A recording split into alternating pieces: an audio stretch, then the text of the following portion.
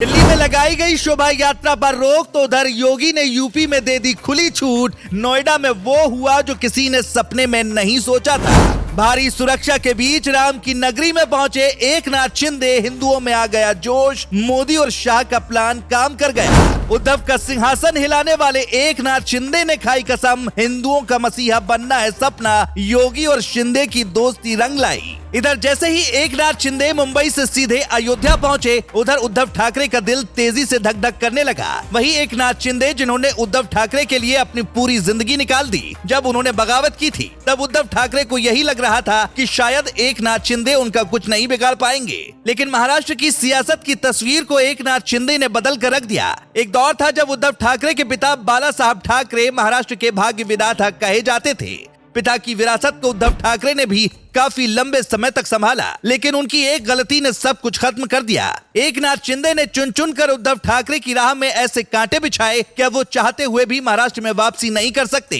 लेकिन ये सब एक झटके में नहीं हुआ, बल्कि इसकी पीछे की लंबी प्लानिंग दिखाई पड़ती है। जब बीजेपी के साथ शिवसेना ने मिलकर चुनाव लड़ा था और बाद में शिवसेना ने बगावत करते हुए बीजेपी को तगड़ा झटका देकर एनसीपी और कांग्रेस के साथ मिलकर सरकार बना ली थी, तब अमित शाह ने एक कसम खाई थी जो एकनाथ शिंदे ने पूरी की। इसीलिए कहा जाता है कि मोदी और अमित शाह से कभी भी पंगा नहीं लेना चाहिए, क्योंकि अगर एक बार अमित शाह ने तय कर लिया कि किसी भी राज्य में खेल करना है तो भगवान भी उस खेल को नहीं बदल सकता। जो उद्धव ठाकरे कभी बीजेपी की आंखों के तारे हुआ करते थे, अब वही उसके लिए कौड़ी के भाव नहीं है, बल्कि उन्हीं का एक सिपाही एकनाथ शिंदे अब बीजेपी का सबसे चहेता नेता है। 2024 के चुनाव की तैयारी में उद्धव ठाकरे भी जुटे हुए हैं, साथ में बीजेपी भी पूरी ताकत झोंक रही है, क्योंकि महाराष्ट्र शिवसेना का गढ़ रहा है। इसलिए बीजेपी वहां कोई रिस्क लेना नहीं चाहती। एकनाथ शिंदे का अयोध्या आना कोई इत्तेफाक नहीं है, बल्कि ये भी मोदी और अमित शाह की प्लानिंग का ही एक हिस्सा है। आपको याद हो कि जब एकनाथ शिंदे ने शिवसेना से बगावत की थी, तब उन्होंने एक आरोप लगाया था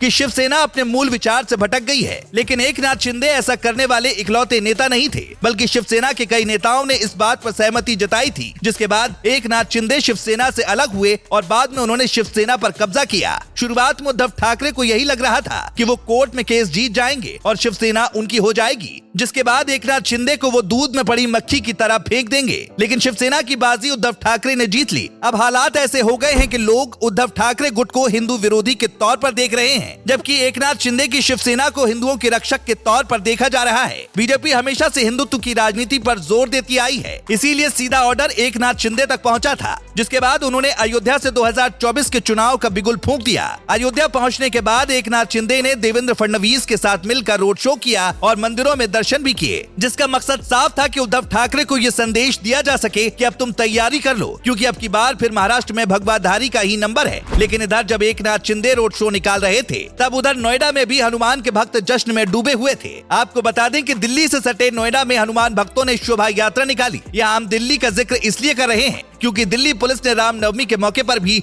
शोभा यात्रा निकालने की इजाजत नहीं दी थी, जिसके बाद अरविंद केजरीवाल पर तुष्टीकरण की राजनीति करने का आरोप लगा था। लेकिन जब बात यूपी की आई तो साफ कह दिया गया कि किसी भी हनुमान भक्त को भगवान की भक्ति करने से नहीं रोका जाएगा और उनके पास खुले तौर पर शोभा यात्रा निकालने की इजाजत है। हनुमान भक्तों ने नोएडा में बहुत ही जश्न के साथ शोभा यात्रा निकाली और वहां कोई भी बवाल नहीं हुआ, जिसके बाद एक बार फिर योगी आदित्यनाथ की वाहवाही होने लगी और सभी ने कहा कि कानून व्यवस्था हो तो योगी सरकार के जैसी हो, नहीं तो ना हो। Bureau report.